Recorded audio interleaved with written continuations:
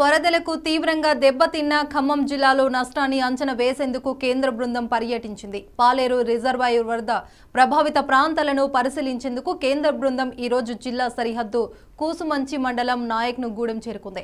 ఈ బృందంలో కేంద్ర వ్యవసాయ శాఖ మంత్రి శివరాజ్ సింగ్ చౌహాన్, కేంద్ర హోంశాఖ సహాయ మంత్రి బండి సంజయ్ ఉన్నారు. ఈ సందర్భంగా తెలంగాణ డిప్యూటీ సీఎం బట్టి విక్రమార్క, వ్యవసాయ శాఖ మంత్రి తుమ్మల నాగేశ్వరరావు, రెవెన్యూ శాఖ మంత్రి పొంగిలేటి కేంద్ర బృందానికి స్వాగతం పలికారు.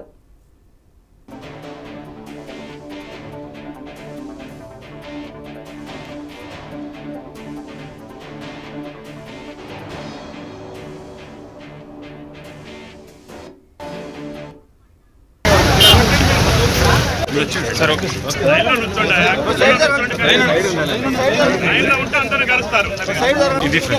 Sir okay